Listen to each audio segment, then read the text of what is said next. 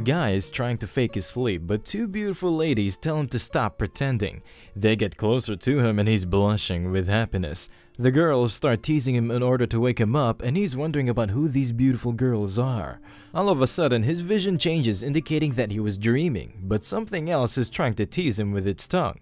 The main character opened up his eyes in order to find out what is going on. He informs the girls to stop licking him, and they can now get to the fun part. He gets afraid after witnessing something. It turns out the one who was licking him all this time was a monster called Double-Headed Hyena, and now he's about to eat him up. The main character picks up a rock laying nearby. He then strikes the monster with the rock using all of his strength. The name of our main character is Chu Guang, and he's a survivor in this post-apocalyptic world. He originally came out to the Wastelands to see if he can scavenge some scraps or food. On his way, he became exhausted and went to sleep, and now when he woke up, he found himself in this mess. He got lucky this time, as this two-headed hyena monster is not that much strong. After traveling to a fair distance, Chu Guang stops to catch his breath. After some time, he arrives at a ruined city. It's almost nighttime, and traveling during night is too dangerous. He didn't get any food, but he cannot stay outside for long, so he starts running toward his base. After some time, he arrives at an abandoned hospital building. The entrance of shelter number 404 is right below this hospital. The entrance of the shelter opened up for Chu Guang. Without wasting any time, Chu Guang heads inside the shelter, and the interior of the shelter looks more modern than its debilitated exterior. A robot assistant called Little Seven comes running toward Chu Guang. Little Seven says that Chu Guang left for so long and there's a task he needs to do right now, but Chu Guang tells him to calm down as he only left the shelter for half a day. Chu Guang is the administrator of the shelter, and Little Seven is his assistant.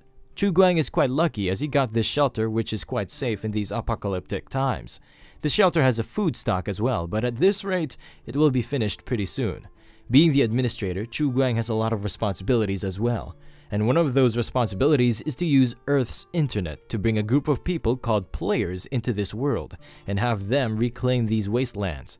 Chu Guang himself transmigrated to this world 5 months ago, and without further ado, he starts working on his mission of convincing the players to enter this world. Meanwhile, in the real world, someone by the name of Light posted a message in a group saying that the company he works at is developing an immersive hyper-realistic virtual reality game that feels just like the real world. There are mixed reviews about this information, and a participant is not buying this crap. This person is on Earth and he's living in a male dormitory, and he thinks that if this type of technology really exists, then it will be first used by the military. He further types that this type of technology can be used to train super soldiers. All of a sudden, his expression changes after reading a new message. It turns out Light posted the link of the game for anyone who wants to try it. Chu Guang is the one who is using the username of Light. Chu Guang posts an audio message in the group stating that he has already sent the link and those who are interested can give it a try. Chu Guang is currently trying to trick the players from Earth into coming to this world, and right now he managed to get 11 applicants for this game. Chu Guang says that this number of participants must be enough to complete his mission. As an admin, Chu Guang himself got rewards for completing his mission. His rewards include a single nanocarbon bulletproof vest and 5 reward points. 5 months ago, Chu Guang was an ordinary sales executive on Earth. One day he was able to close a big business deal and he decided to have a few drinks to celebrate this achievement. But all of a sudden, he started feeling tightness in his chest. Afterwards, he heard a piercing sound and his mind began to black out. After some time, the ringing in his ear stopped, and when he opened his eyes, he had already arrived in this post-Wasteland world. At first, he thought it was some kind of prank and someone threw him on a movie set to film him, so he desperately ran to get out of this dreadful place. After running a few miles, he realized that this place was a lot bigger than what he expected. But the most scarier thing was that he had completely turned into a different person. At that time, he heard the same piercing sound from before he got transmigrated. And then a bizarre thing happened as a system panel appeared in front of his eyes, which welcomed him to Wasteland Online. The system further told him that he is a scavenger in this world. At that time, he thought of calling the police, but his phone along with all of his belongings were lost. Just like that, he wandered around this wasteland for a day, and eventually he started to feel hungry. He was left with no other option but to accept this reality, so he decided to look for something to eat. Unexpectedly, he ended up finding a survivor camp. Once he went closer to the camp, he found a few humans wandering around. But as he was about to cross the gate of the survivor camp, someone put a gun to his head and he asked him about the shelter he came from. Chu Guang got startled as he never heard this language before, but probably because he's a transmigrator, he can understand and speak it fluently. Chu Guang tells the old Walter to not be so rash. He further says that he was just passing by and decided to visit this camp. But before Chu Guang can give more clarification, old Walter shoots a bullet which crosses by the face of Chu Guang. This bullet was not meant for Chu Guang but a big monster behind him. Old Walter tells Chu Guang that the Wasteland is not a children's playground, and he further warns him to not wander around without any equipment. Otherwise, he will become food for those monsters out there. Chu Guang thanks Walter for this reminder. Actually, this is a parallel world to Earth, but in year 2129, a great war almost completely wiped out all human civilization, and from then on, the world entered a post-apocalyptic era. In the Wastelands, different mutated animals are not the only threat for survivors, as there are human marauders who are in constant lookout for survivor camps in order to pillage them. 5 months after meeting Walter, Chu Guang got a basic understanding of this post-apocalyptic world, but there is one thing still bothering him. Every time he goes to the place where he arrived in this world, he hears the same piercing voice in his head.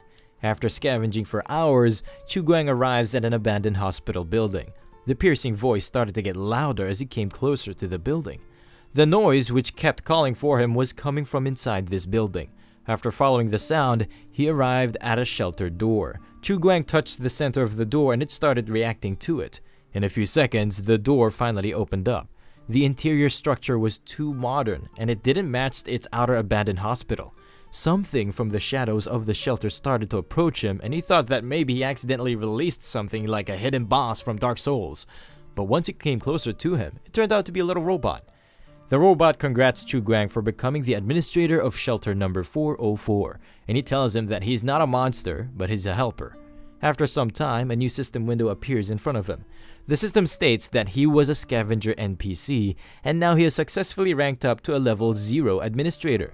The robot tells him that he will help him in completing his tasks, and a new message pops up in front of him. The robot explains that Chu Guang needs to use Earth's internet network to summon a group of players to help him to reclaim this wasteland, and every time he completes a task, he along with the players will receive rewards that can help him level up. Chu Guang becomes happy after hearing that he can contact Earth using this network. The robot further informs him that this shelter is connected to a parallel world, and it even has its own website. All players who register for the game will be given a number and their information will be recorded in the shelter resident list. As the admin, Chu Guang can also give the rights to play to anyone he wants. A gaming headset will be sent to the houses of these players. After wearing the headsets, their consciousness will be transported to this world, and they will be able to connect with one of the many clones inside the shelter. Chu Guang is quite happy as he finally got his cheat after 5 months. Chu Guang says that calling him a robot is quite boring, so he names the robot Little 7. Little 7 becomes happy after receiving a name. Little 7 is overjoyed and he can't stop himself from moving around Chu Guang, which makes him a little bit confused as he thinks that maybe an error occurred in the software of this robot. After some time, he signs after realizing that this robot is just like a child. Chu Guang is looking quite motivated as he can now summon people from another world and use them to gain experience points, and maybe one day he will be able to return to his world.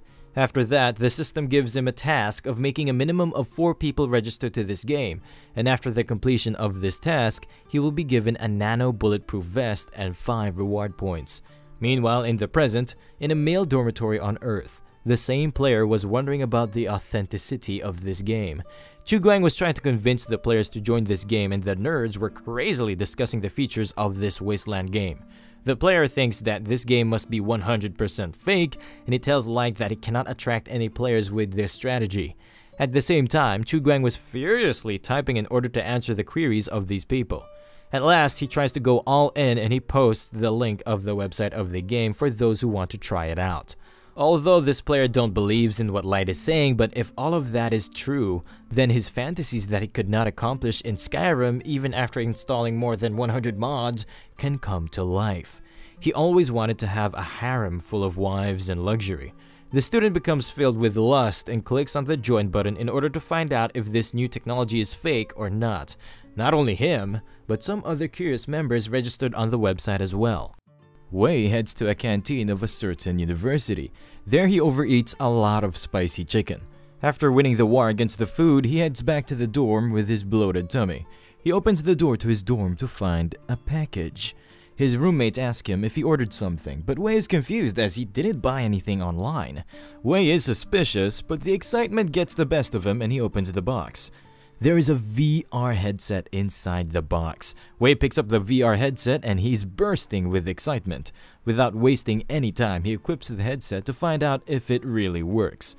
All of a sudden, his surroundings start to change. After some time, a big bright hole appears in front of him. He is thinking that maybe the game is about to start, and this time he will enjoy his virtual waifus to the fullest. Wei is really wishing for this game to be 100% realistic, and he's already imagining about his harem. But all of his dreams come to a halt when a notification appears telling him that the game will launch after 72 hours.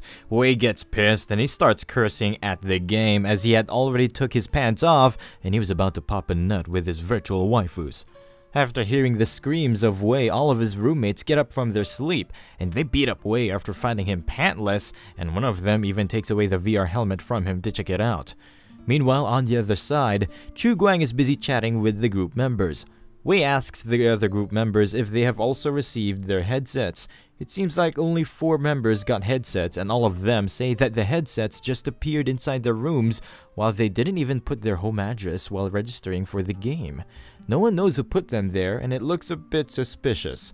Chu Guang sends a voice message in the group stating that the arrival of the VR headsets in their homes is a company secret and can't be revealed. They are all his friends, that's why he tried his best to get 4 beta test gaming headsets from his company. The helmets are only being lent to them, and he asks them to not break or lose them, or else he won't be able to answer to his higher-ups. Each headset can only bind with one person and create one account. One user asks if the game is paid, and Chu Guang informs them that the game is free, but the company is on a budget, so there's no salary. Chu Guang chose these people because he used to play games with them as a party member while he was on Earth. But after his grandpa died, he stopped contacting everyone, and now he has been missing for more than 5 months, and he's wondering if his relatives think he's dead. Chu Guang informs Little Seven that their website is too vague, so he asks him to add a forum, wiki, and a media function to it. The initial phase of the reconstruction of this world is heavy on the manual labor, so Chu Guang will focus on marketing it to the male players, and in order to lure in players, the webpage of their website must appeal to a man's fantasies. In addition, the website's function is not only to let the players know more about this game, but also to find ways to increase enthusiasm through interactions. They can accomplish it by having some female bot accounts interact with the real players. Chu Guang needs to make preparations for the launch of the game, so he tasks Little Seven with improving the game website within the next 3 days. Little Seven asks him why did he send headsets to only 4 people while 11 people registered their accounts. Even if he had sent headsets to all of them, they would have only taken 10% of the cloning VATs. Chu Guang tells him that their supplies are low right now, and less people means there will be less mouths to feed. And other participants were not hardcore gamers, so they would not have spent that much time in the game. As the saying goes, haste makes waste. That's why he's going to properly nurture these 4 players first. Chu Guang looks up at his rewards from the last mission. Without wasting any time, he clicks on the Claim Reward button. The vest armor automatically equips itself right after clicking on the button. The nanocarbon bulletproof vest can effectively absorb kinetic energy from bullets and disperse damage within the vest's durability. It also has a certain degree of cutting and puncture resistance. Little Seven informs Chu Guang that there is even a cooler mystery box waiting for him. The basic mystery box can drop food, mid-tier box can drop medicine, while high-tier box can drop weapons. Right now, Chu Guang can use all 5 of his points to open a basic mystery box, or he can wait and gather 10 points in order to open a high-tier mystery box. While Chu Guang is busy in thoughts, Little Seven informs him that his new task has been updated, and he can check it out in his admin log. His main quest is to ensure that at least 1 player logs into the game, and as a reward, an active matter extractor will be given to him. There is also a side quest with a reward of 100 points, and he needs to prepare a generator with an output of 10 kilowatts in order to complete it. Chu Guang gets startled after hearing that he can get 100 points for a side quest, and Little 7 informs him that the active matter extractor that he can get for the main quest can be used to extract active matter, which can be considered a revival coin. It is used to produce clones of the players in case they die. Chu Guang tells Little 7 to use all of his 5 points to buy supplies, and he will use the 100 points he will get from the side quest to buy weapons. Little 7 opens up a previously locked door. Both of them head inside to find a little bit of smoke. After the smoke subsides, Chu Guang becomes a bit demoralized after looking at his rewards. He only received 3 flavored lollipops and a compressed biscuit. Chu Guang is thinking that these rewards are too stingy, and there is even an item missing. He looks again at the table to find a folded letter lying there. Without wasting any time, he opens up the letter. This letter is written in the world's language, but fortunately, Chu Guang already learned this language in the past 5 months. This letter was written by the previous administrator of this shelter, and he is the one who disguised this device as a game. The administrator put this letter in the 5th mystery box slot as an Easter egg for his successor. Chu Guang gets angry after reading it as this useless letter took away one of his mystery box prizes from him. But Chu Guang thinks that the first administrator was really a genius, as he made this device in this post-apocalyptic world with limited resources. Chu Guang asks Little 7 if he knows about this first administrator, but Little 7 don't know him as he was only activated after Chu Guang entered the shelter.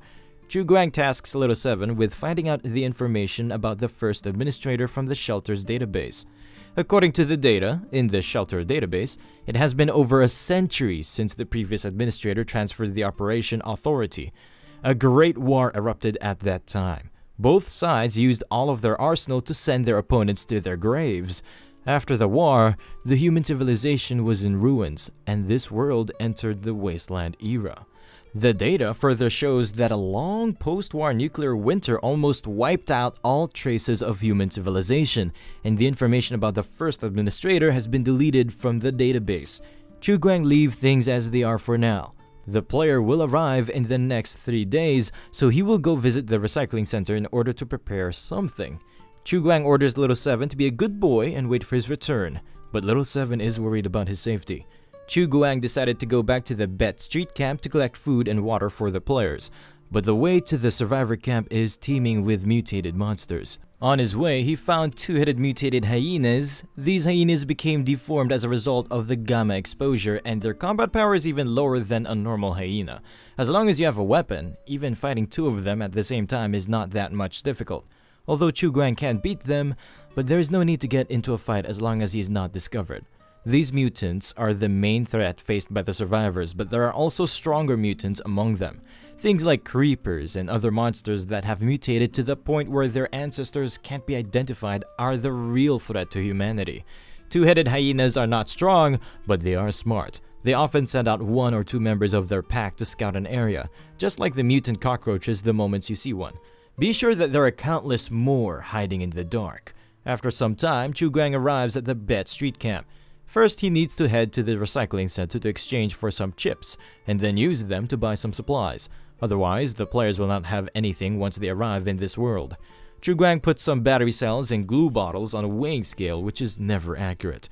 The owner of the recycling center, Charlie, hands over 3 chips to Chu Guang.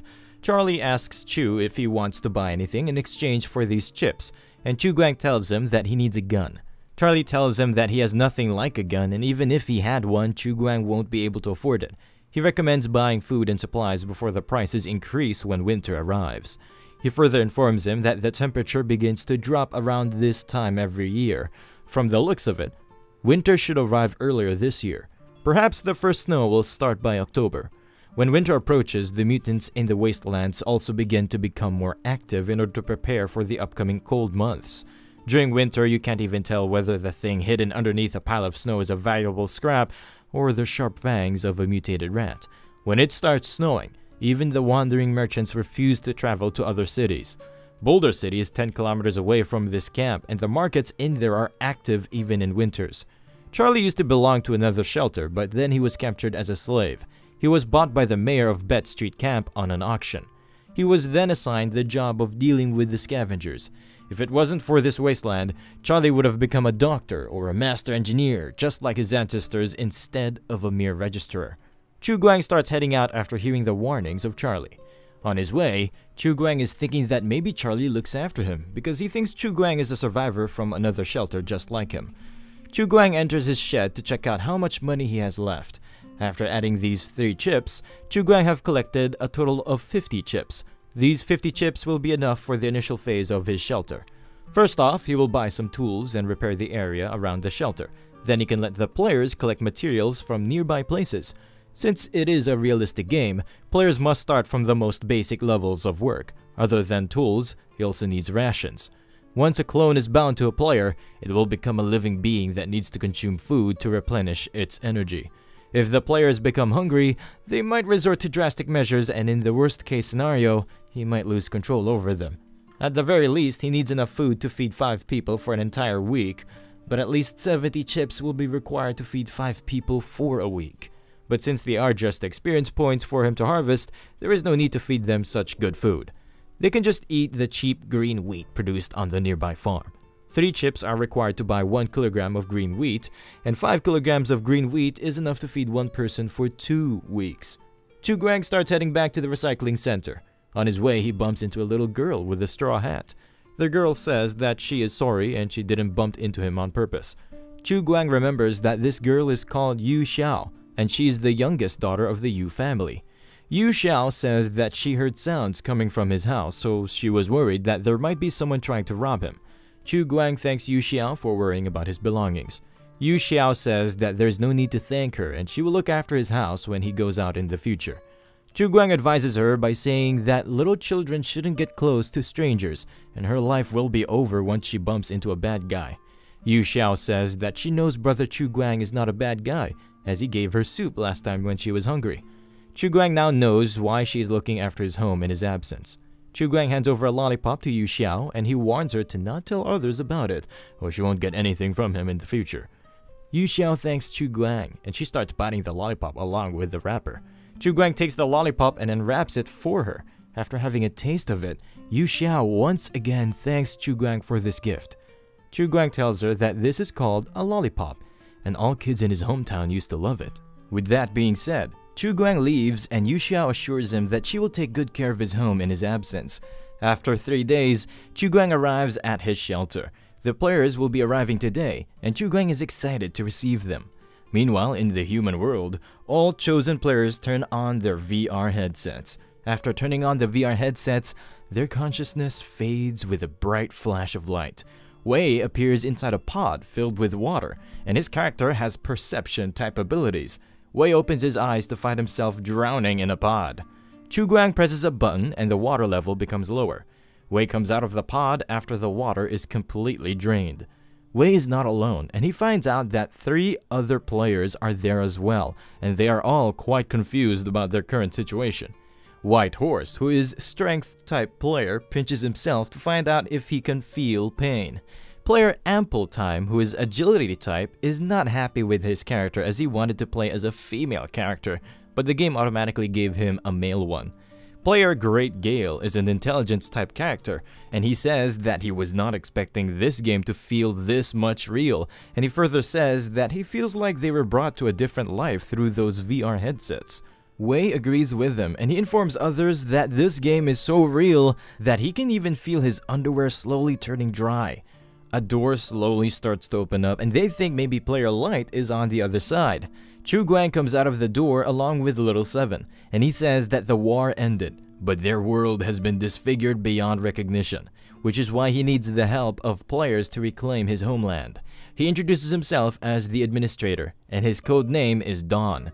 He then introduces Little Seven to them, who will help them in understanding this world. The players become shocked after knowing all of this information. Chu Guang is thinking that their reaction is almost perfect. All of them start bombarding Chu Guang with questions like how they can exit this game and if they can change their genders. Chu Guang tells them that they can go back to their pods if they want to exit the game, and if they want to continue playing, then they need to memorize the rules in the Shelter Resident book. After some time, Chu Guang takes all players to a nearby jungle. On their way, they are trying to read the handbook, and most of the rules describe how much powerful an administrator is, and he can even ban players from logging into the game. All of a sudden, Chu Guang stops and he informs them that 200 years have passed since the Great War ended, and all of them standing alive in here are the luckiest among billions of people. He tells them that he needs them to accept their new reality and fulfill the oath they took to the Federation of Humanity to reclaim the Wasteland and rebuild their home. Right now, they are on the outskirts of King Kwan City, which is far away from the impact zone of the nuclear warheads, so they don't need to worry about radiation damage. Their first mission is to pick up the axe and collect wood. Winter is coming and they need enough fuel to last through it. They also need to repair the abandoned hospital so that they can have an outpost here in the Wastelands. All players are brimming with excitement and they say that they will reclaim the Wasteland and build their home. Chu Guang further warns them to not stray too far and they need to run away quietly if they see a mutant. With that being said, all players head off into the jungle, and Chu Guang along with Little 7 go back to the abandoned hospital in order to organize their rewards. The players find a good patch of trees and they start chopping them. After some time, they manage to chop down some trees.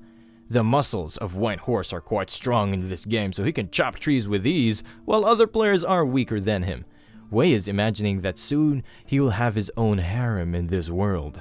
Wei suggests that they should just keep walking in a single direction, and if they are lucky, they can even meet some elven beauties in this jungle. Whitehorse says that the setting of this game takes place after a nuclear fallout and there might be some zombies or deformed creatures in this world. Ample Time and Feng threaten Wei with their axes. They inform him that they can get banned if they don't follow the instructions of the administrator. Wei gets back to chopping wood and he is thankful to Light as he got this realistic game for free from him. All of a sudden, he drops the axe. A warning sign appears above his head, and he suddenly starts feeling uneasy. Something flies right next to him while crashing everything in its path. Wei barely managed to dodge that attack, and his morale is not looking well. This attacker turns out to be a ferocious mutant bird. The mutant bird dives toward Wei while he begs it to attack someone else. Little 7 was on lookout and he rushes toward the hospital building in order to inform Chu Guang about the mutant bird. Since 4 players logged into the game, Chu Guang received the active matter extractor as a reward. Chu Guang starts reading the manual of the extractor. According to the manual, even mutants are within the scope of extraction. Now, Chu Guang has a way to extract materials in order to synthesize clones.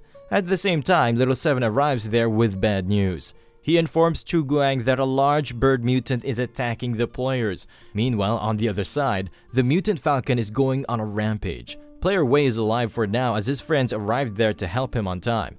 Ample Time informs them that this must be a mutant deformed by gamma radiations, and he read about these mutants on the official website. Wei says that last time he checked, there was only a register button on the website. Feng informs him that a new mutant gallery was added to the website yesterday. Wei says that they can think about that later. Right now they need to take care of this big bird. Mutant Falcon gives out a loud roar. Feng gets affected by the roar attack, which restricts his movements for a few seconds. After the restriction ends, he looks at his friends, but they are already gone. They hid in the bushes while the attention of the raven was on Feng. Someone throws a stone at the mutant raven, but the raven manages to dodge it. The one who threw the stone turns out to be Chu Guang, and he keeps on bombarding the raven with stones. Raven easily deflects the stones hurled at him. He then starts going straight for Chu Guang. Chu Guang pulls out an iron pipe on time. He then throws it toward the raven using all of his force. The iron pipe pierces through the chest of the raven, killing him in the process.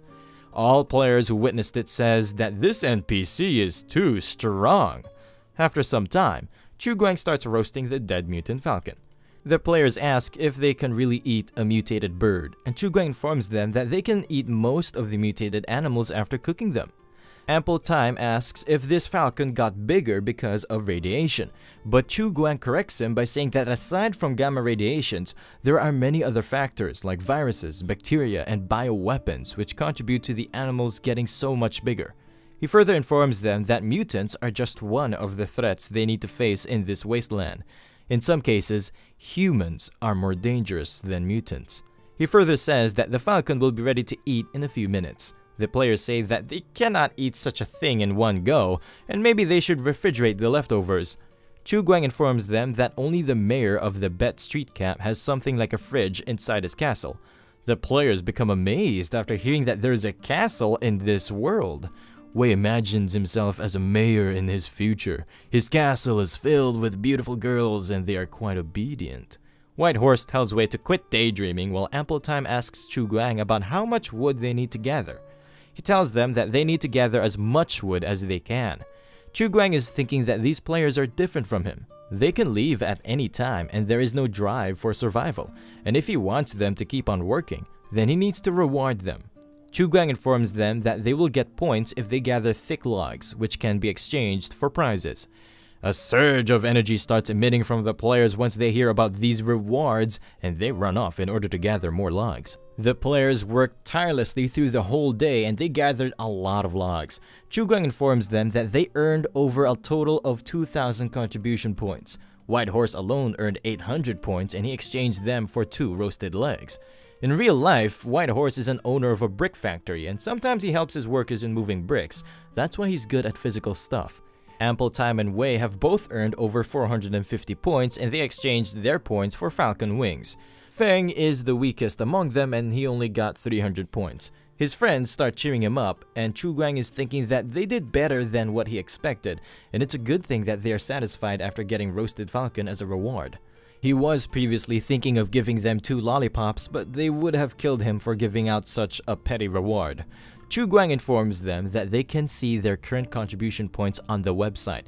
Points can be used to exchange items. They can also use points to buy revival coins. And lastly, respawning requires 3 days. White Horse is not satisfied with the limited things they can buy with their points, but his friends inform him that this is only the current beta.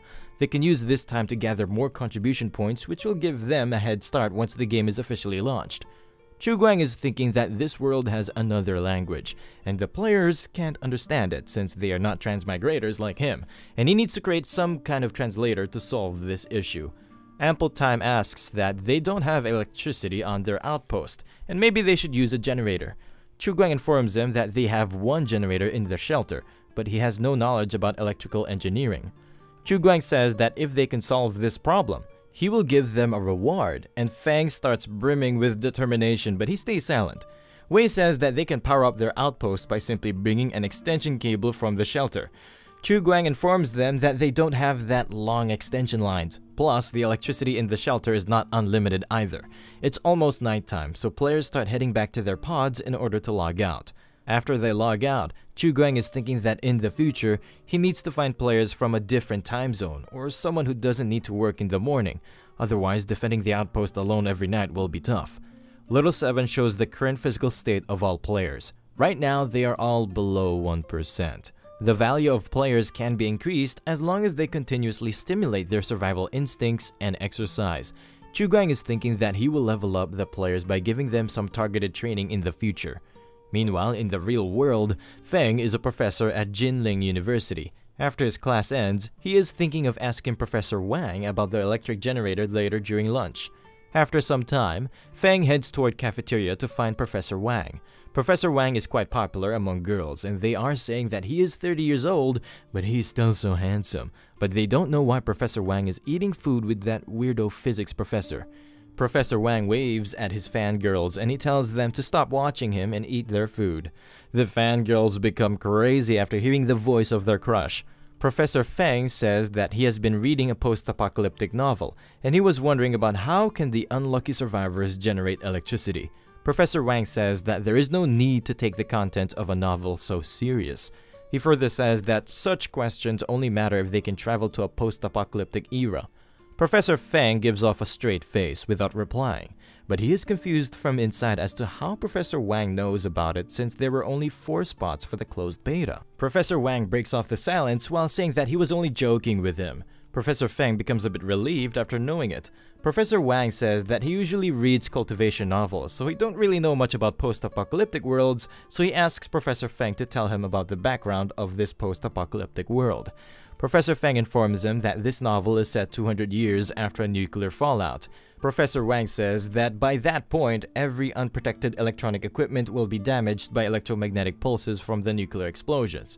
Professor Feng asks him about the generators inside restaurants or residential buildings, but Professor Wang informs him that most of those generators must be rusted in those 200 years, and there is also a problem of finding fuel in a post-apocalyptic world.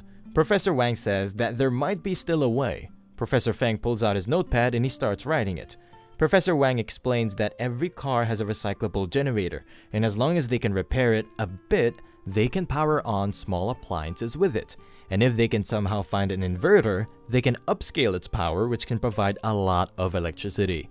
Professor Wang starts leaving after telling him all of the details. On his way, he gets ambushed by the cute students and they say they have a lot of questions. But Professor Wang tells them that he can't answer them as he needs to go for afternoon classes. The girls are quite persistent and they don't let him go until he answers all of their questions. Professor Feng is thinking that he needs to ask the administrator where he can find cars when he logs in later. All of a sudden, his phone starts ringing. It turns out Ample Time is sharing his gaming experience online. Professor Feng knows that Ample Time don't even goes to work and he spends all of his time playing games, but he also heard that Ample Time has a lot of speedrun titles under his name. Ample Time's room is filled with a lot of trophies he got for his speedruns. Ample Time is telling his viewers about the 2 NPCs he encountered in the game. One NPC, who is their administrator, is called Dawn, and his robot is called Little Seven. They both have very high level AI, and talking to them feels like they are talking to real humans. And he suspects there are hidden favorability attributes for each NPC in this game. He further informs his viewers about the features like pain intensity and the feeling of hunger, which make this game feel even more real. His viewers keep asking him about when he's going to live stream that game. He informs them that he will have to ask Light for his permission, as he is the one who gave them access to the closed beta. And there are some weird respawn mechanics in the game, like they can only respawn after 3 days, and they will lose some of their contribution points upon death, which can be earned again by doing missions. He then starts saying that Light, if you are watching this stream, please let me change my gender in the game. Chu Guang, who is watching his stream, is thinking that these guys is too greedy. After the live stream of Ample Time, the number of people who are registering on the website has increased by a lot, and Little Seven asks if they should send VR helmets to more players, but Chu Guang declines it for now. Chu Guang says that this Ample Time kid is quite popular. He also heard that Ample Time was once one of the top 200 players in PUBG. Chu Guang logs into the group to inform others that the game will begin round 1 of testing for the next batch of players, and he informs them about the rules including the favorability mechanic and other options. After a character reaches 100 favorability, they can give you more hidden quests, or they can also become your slaves. This in turn shocks the players as they start imagining things they can do with the NPCs after maxing their favorability. Chu Guang informs them that other details about the game will be added to the official notes section of the website, and the review of Ample Time was quite accurate, so his review will be featured on the website as well. All of a sudden, Chu Guang remembers that the players can only link with the clones using a VR helmet, so he asks Little Seven if he can also link to a clone using a helmet, and Little Seven says that he will help him look into it. After some time, Little Seven informs Chu Guang that he don't have relevant information of his gene sequence in his database, so he cannot be connected to a clone. Chu Guang tells him to not worry about it, and he asks him to calculate his attribute points. Chu Guang is right now on level 5, and his attributes are fairly decent as well. Chu Guang also receives a reward for making a player stay online for 8 hours inside the game. Little Seven informs him that he has enough points to draw a mid-level mystery box, and Chu Guang agrees to give it a try. Chu Guang heads over to the reward room to collect his mid-level mystery item. This time, he got a muscle cell strengthening injection. It can permanently increase the muscle strength by a small amount, and its effect will decrease after repeated uses. Chu Guang pulls out the injection, but it feels a bit dangerous to him as it has been sitting in the storage for the last 200 years. But Little Seven tells him to rest assured as everything available here is of top quality. After the confirmation of Little Seven, Chu Guang feels a bit relieved and he injects himself with Cell Strengthener. After injecting himself, Chu Guang starts practicing martial arts in order to find out if his strength has increased or not, but he cannot feel any difference in his power. But after some time, his entire body becomes numb. He can even feel a wave of warmth moving toward his heart. Chu Guang checks his stats and his strength has permanently increased by 1. A normal human has strength value of 5, while Chu Guang is now on 9 strength points, which makes him twice as powerful as a normal human. Chu Guang sends Little Seven to prepare as the players will log in just an hour. At the same time, system log updates and Chu Guang gets 20 new missions, and some of them are daily missions, which means they will update on a daily basis. 150 reward points will be granted after completing these 20 missions, but he knows well he cannot do them all by himself, so he decides to let the players do it in his stead. He will ignore those daily missions for now, as his top priority right now is to complete the generator mission. There are a lot of players registering on the website, but later on, it will become a problem when some noobs will join this game and create problems for pro players. He is thinking of updating the requirements for registering to the game so he can filter out new players.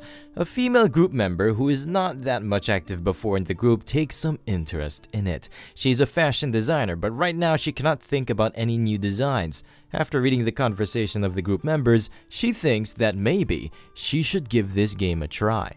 She clicks on the link and starts registering an account. She becomes amazed after knowing that this game has some unique clothes, and this game is in the beta, so not that many people know about it. And now she can just play the game and steal all good-looking designs and make minor adjustments to them. With that being said, she clicks on the pre-order button. Meanwhile, on the other side, Chuguang gets ready as it is time to receive the players. The players start checking their stats right after logging into the game. All of a sudden, Wei starts feeling some sort of uneasiness. He tells Little Seven that he cannot endure it anymore and he wants to know about the location of the toilet. Little Seven says that there is no such facility as a toilet and he must be feeling a lot of pain because he is a perception type player. Ample Time and White Horse push him back from Little Seven as their favorability can decrease if he does something bad to him. Player Wei is trying his best to hold back his urge to go to the toilet. Chuguang arrives in the room and he tells them to stop fighting and get in line. All of them line up, but Wei is barely holding himself together. The players know well that their favorability will decrease if they mess with an NPC, that's why they're behaving well. Chuguang informs them that they need to stock food, water, and fuel. They also need fortifications and surface shelters. For more details, they can check the sign at the entrance of the hospital. Everyone is excited for new missions, but Player Wei is on edge. Chuguang says that if they have no more questions, then they will head to the surface. Wei raises his hand and he shouts out loud that he needs to go to the toilet. Chuguang is thinking that when there are more players eating, drinking, then going to the toilet will become a major problem. Chuguang tells them to follow him, but all of a sudden, everyone present in the room starts feeling the urge to go to the toilet. Once Chuguang opens up the main door of the shelter, everyone runs off into the abandoned city in order to relieve themselves. After returning to the shelter, they stop near a signboard. The players are complaining that this game is too realistic, and they had no paper, so they had to wipe their ass off with some random leaves, and now their assholes are bleeding as they accidentally wiped with nettle leaves. Chuguang is thinking that he was about to give them cloth to wipe their butt, but they blasted off into the distance once the shelter door opened. All players come up and they request the respected administrator to build a toilet at their base. With the toilet, they can collect the feces in a big hole. Then they can mix it with plant ash and wood chips. And after some time, these feces will turn into fertilizer. Chuguang is thinking that people at Pet Street Camp also collect feces from the public toilets, and maybe they use this same method to turn those feces into fertilizers. Ample Time says that they can even make biogas with feces, and then use it to power up their generator after turning it into methane gas.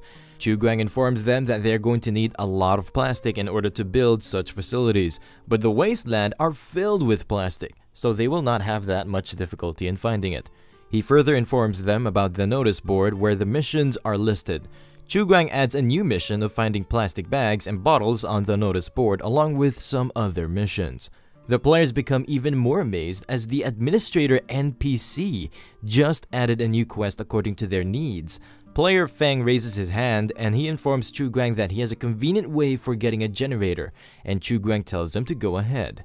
He informs Chuguang that they can find any normal car to get a usable generator, and then they can make electricity with it after making some changes to it. Chuguang says that he can go and find some cars, but there are too many mutants in this wasteland, so he can only allow him to go if someone else accompanies him. The remaining 3 players become excited to know which one of them will be assigned to accompany Feng.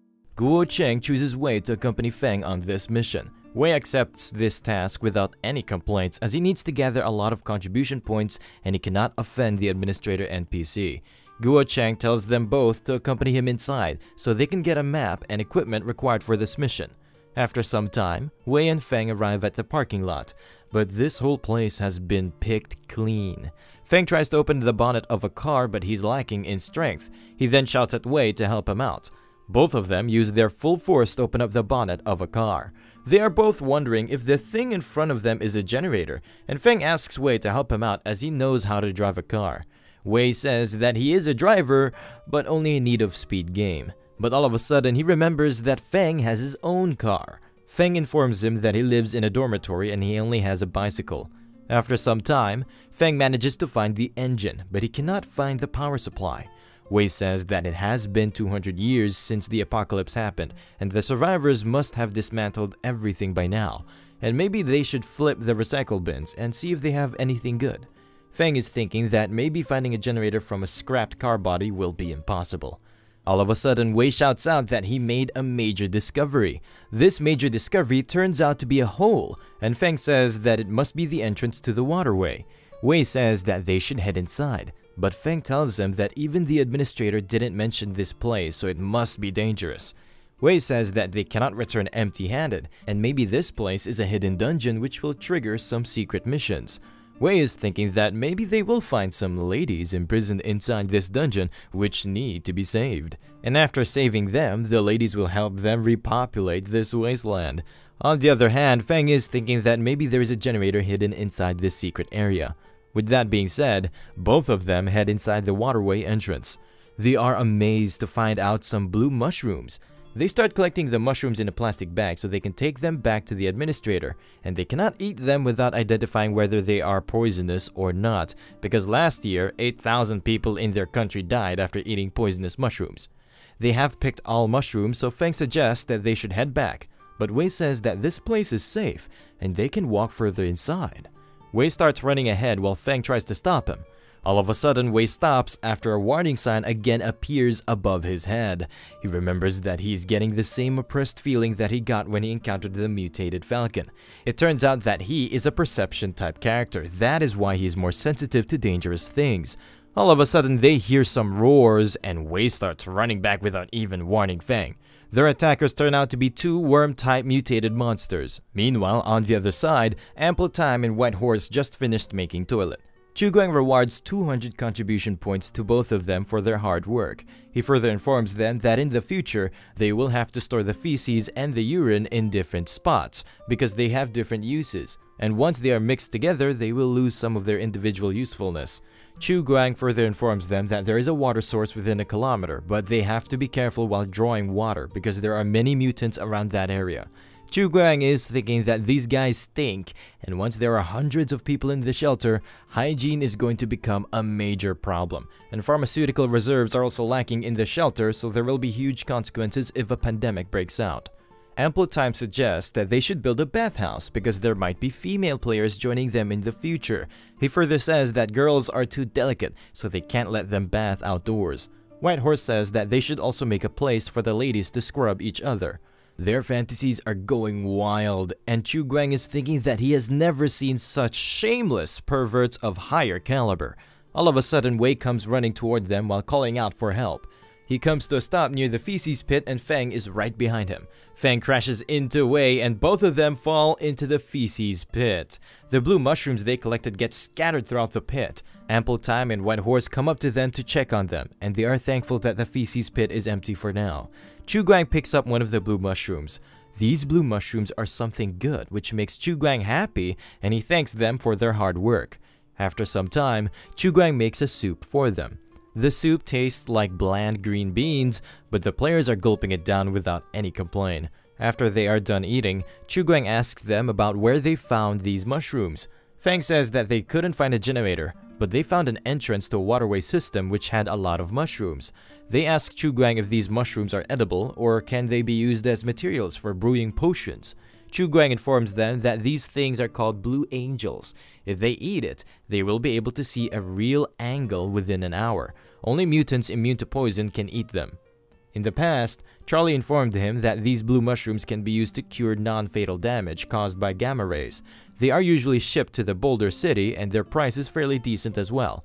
Chuguang informs the players that blue angels cannot be eaten, but they are the main raw material for making radiation reduction agents. He further says, thank God they didn't walk further in the waterway because these mushrooms usually grow near the nests of the mutant leeches. The baby leeches look like normal leeches and they are about 20 centimeters. However, once it becomes an adult, it can normally grow up to 100 centimeters. There are some rare mutant leeches which can grow up to 300 centimeters and they can easily swallow a living person in one bite. Both players are thinking that they just walked around in front of Hell's Gate. Player Fang marks the location of the leech's nest on the map. Chugang rewards 200 contribution points to Fang and Wei for finding the mutant leech's nest and 20 additional points for picking up the blue mushrooms. Both players become happy after hearing it, and Chugang is thinking that these two players did a really remarkable job, but he cannot reward them too generously or they will keep on going to that dangerous place to pick the mushroom for the reward. Chuguang was not expecting a mutant leech's nest nearby. It's better to be cautious till he manages to find a generator that can power the active substance extractor in order to make clones. These blue mushrooms are quite useful as well, and he can get more than 40 chips, which are equivalent to all of his savings in the past 5 months. Chuguang starts heading to the Bet Street camp to replenish supplies, and he informs the player to not wander far away from the base. And at around 5 o'clock, Little 7 will open the elevator on time so they can return to the shelter. Little 7 will also count the results of their work and they can ask Little 7 about anything they can't understand. After Chuguang leaves, the players start looking at the quest board. Ample Time is wondering why Wei and Fang got only 20 points for bringing in the mushrooms, which are equivalent to chopping 2 trees, while their value should be quite high, because they are used in making anti-radiation agents, which should be quite pricey in this world. He further says that normally in RPG games, the quest rewards depend on the difficulty of the mission, and they should have gotten more points for bringing in the mushrooms and unlocking a new area.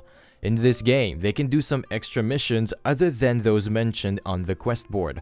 There are also missions which can be triggered by the NPC.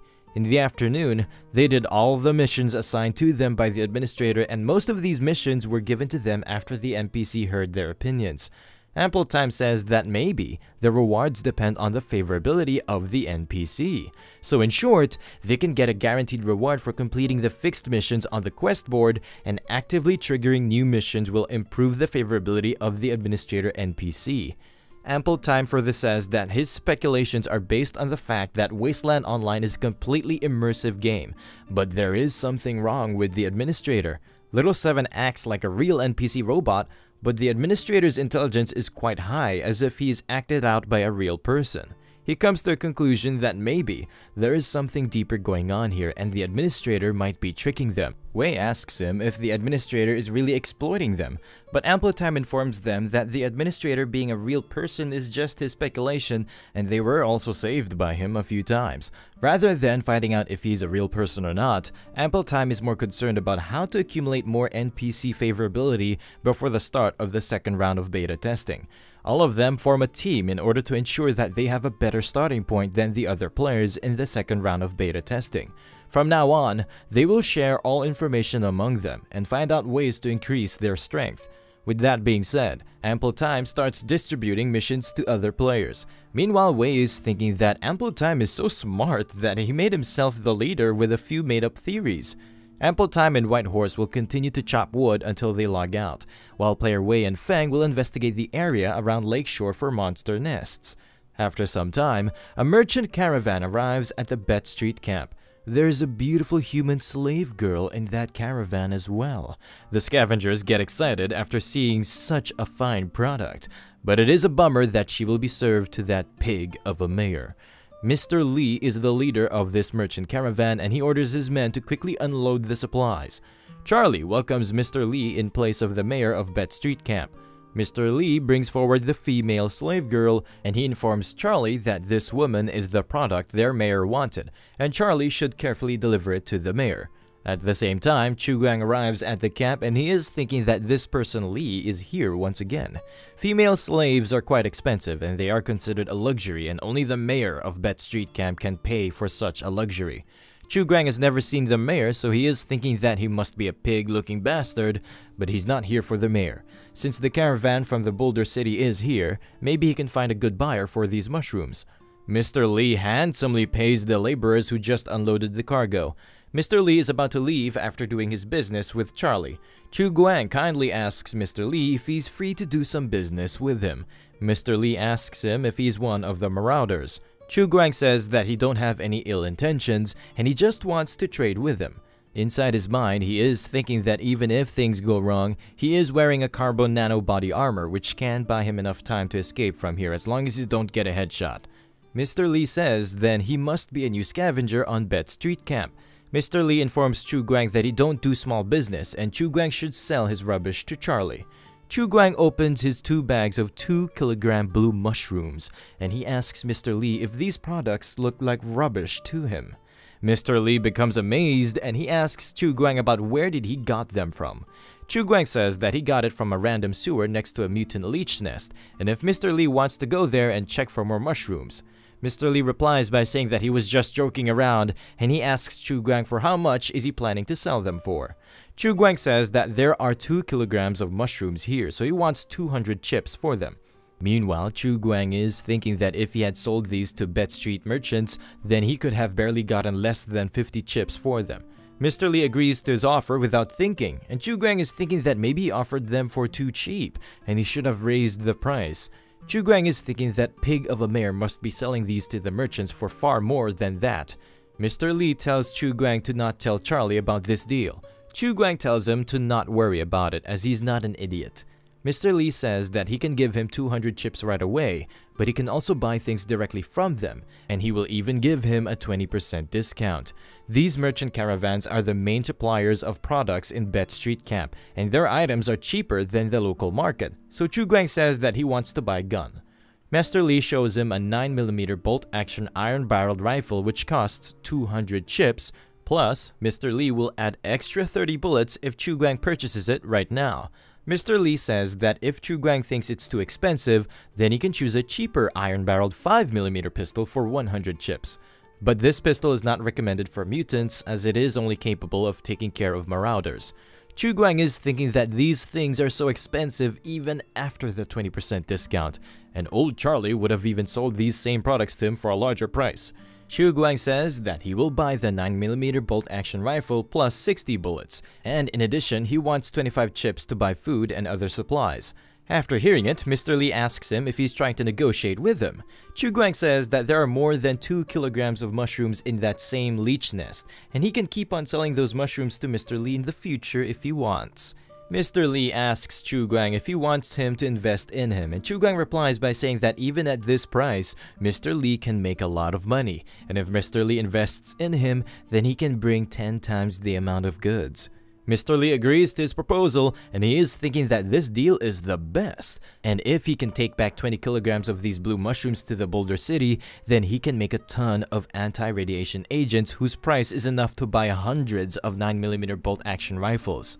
Master Lee formally introduces himself and he says that he rarely does business directly with scavengers, but Chu Guang is an exception. They shake on this deal and Mr. Lee says that he hopes that Chu Guang will continue to work together with him. Chu Guang says that he is also glad to be working together with Mr. Lee. Chu Guang is thinking that he is going to pay him tenfold for the amount he cheated on him today. Mr. Lee orders his men to hand over 60 extra bullets and some supplies to Chu Guang. Mr. Lee is thinking that he has struck gold in this backward camp, and Chu Guang starts examining his new rifle. Mr. Lee hands over some extra chips to Chu Guang as well. He then informs Chu Guang that there are only a few people who can take away chips from his hand, but Chu Guang is an exception. Chu Guang thanks Mr. Lee for this honor of higher caliber. Mr. Lee says that I hope your luck will continue. Since their partnership has just started, he should be extra careful while extracting the blue mushrooms because the mutated worms love them. Chu Guang is thinking that what Mr. Lee just said is true, and no one knows how many mutant leeches are hiding in that nest.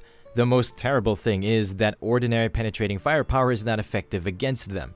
What's more, they have terrifying regenerative ability and vitality. Even if they are cut from the middle, they can split into 2 individual mutated leeches, and only a few holes from bullets are not enough to kill them. Regardless of whether they are flammable or not, if they are somewhat set on fire, the valuable ingredients will be burned along with them. In that case, the gains will totally outweigh the loss. Mr. Lee puts his hand on his shoulder, which makes him snap back to reality. Mr. Lee informs him that he will come back at the end of this month. but it will be the last time this year, and he hopes that Chu Guang can collect at least 20 kilograms of blue mushrooms by then. He further says that he will give him 200 chips for those 20 kilograms of blue mushrooms, and instead of picking leftover items like this, Chu Guang can now even place a special order with Mr. Lee. Chu Guang replies by saying how he will know what items Mr. Lee has. At the same time, Chu Guang is thinking that this profiteer is trying to cheat him again. Mr. Lee orders his men to bring something. The underling returns with a tablet, and Mr. Lee tells Chu Guang that there are photos of products on this tablet, and he can swipe left and right to select things.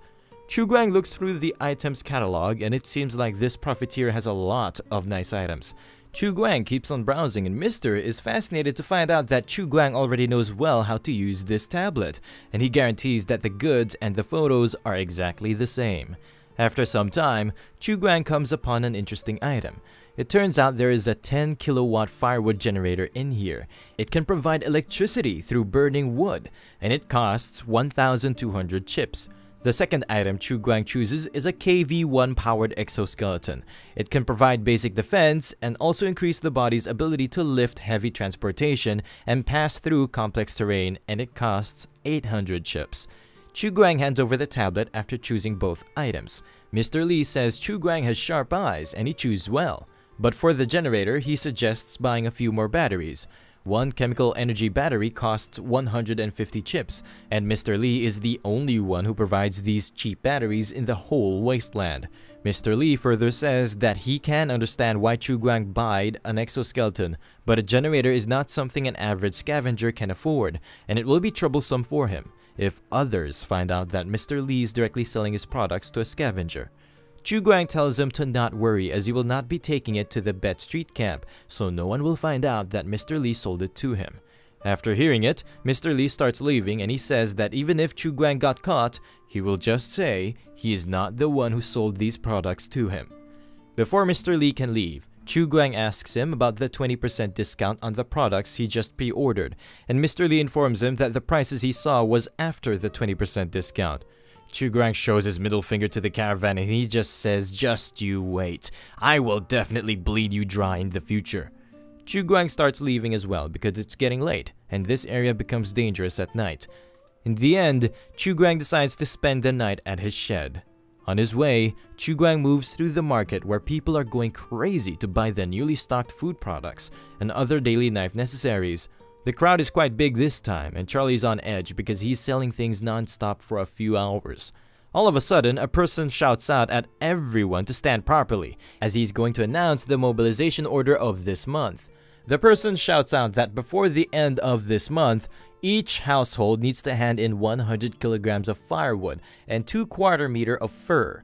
The camp residents are quite worried as the mobilization order is always issued in August and September, and if they don't follow this order, then they will be thrown out of the camp with their families.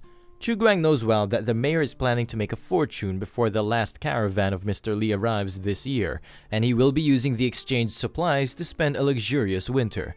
But this has nothing to do with Chu Guang as he will leave this camp before the winter arrives. Chu Guang arrives at the shed where the third son of the Wang family, Wang Defu, is being stopped from entering the shed of Chu Guang by Yu Xiao. Wang Defu asks Yu Xiao what's the point of taking care of a dead man's house. Yu Xiao gets angry and she keeps shouting at him that brother Chu Guang is not dead. Wang Defu tells her to stop lying because that foreigner has not returned for 5 days. Wang Defu further says that he didn't plan to take it all anyways, and other than the beam of the shed and the door, he will give the rest to her, but Yu Xiao keeps on telling him to scram. This makes Wang Defu pissed and he tells her to move away or he will beat her up. Chu Guang stops him before he can punch Yu Xiao. Yu Xiao becomes happy after watching her big brother alive and well. She further informs him that Wang Defu even came here to tear down the shed a day before, and now he was even going to beat her up. Chu Guang says that with him being here, no one will be able to bully her. After that, he calls Little Wang, which alerts him. Chu Guang asks Little Wang if he's going to go away by himself, or do he needs Chu Guang to send him back in a coffin.